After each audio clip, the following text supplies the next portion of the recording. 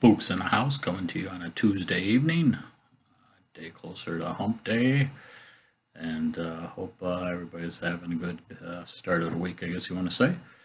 I'm just going to do movie talk tonight. I have a bunch to go through, and I'm going to start off with some classic movies.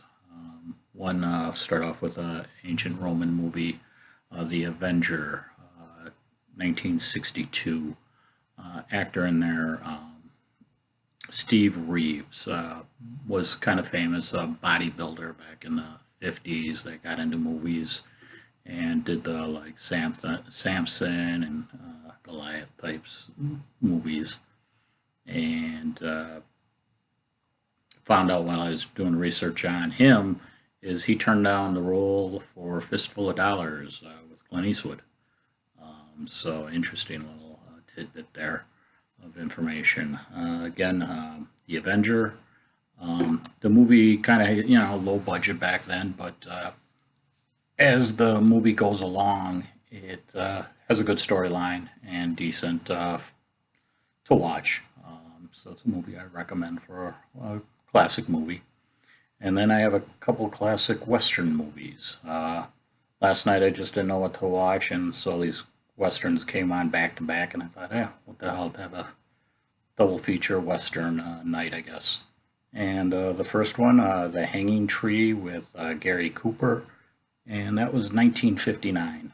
Western drama, digging for gold kind of story. More or less good storyline. It's not really a shoot 'em up type of movie, so it's more on the drama side for a Western. And then the next one, Drumbeat with Alan Ladd and early Charles Bronson, beginning of his career, I guess. This would be 1954. So that tells you, with Bronson, 70s, 80s for the most part. Just shows how long of a career he had.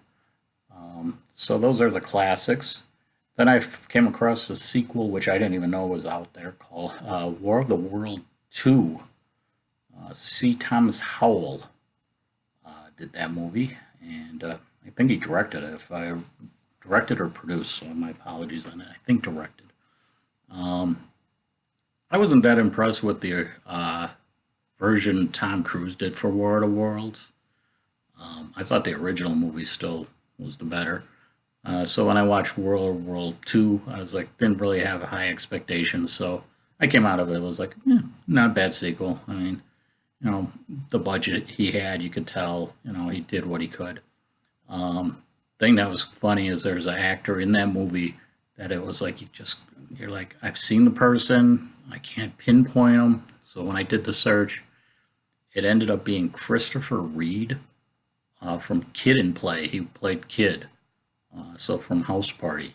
So it was kind of interesting, like, how did he get this role kind of thing? And him and C. Thomas Howell seemed like they mixed all right. They worked all right together. At first, I was like, I'm not so sure on this, but as the movie went along, they worked together. Just kind of curious on how he came about getting into War of the Worlds kind of movie. So that was a little interesting. And then while I'm doing this movie, I'm doing this YouTube video, I got Silver Bullet going on, Stephen King movie. 1985. And if I don't know, War of the World 2, that was 2008. My apologies if I didn't give the year there. So those are the movies that are worth watching. I mean, again, I'm not giving you top-rated movies, but hopefully I'm not giving you the bottom of the barrel where you're like, oh my God, how did you manage this? So I was entertained with them, and it's a movie that, it's like put on in the background and do something, go for it. But the classic movie is something that I think as years go on, those movies are starting to just not get talked about or mentioned. So why not give it a little heartbeat? A day closer to the weekend.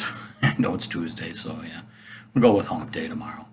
Hope everybody's having a good week, and take it easy, everybody.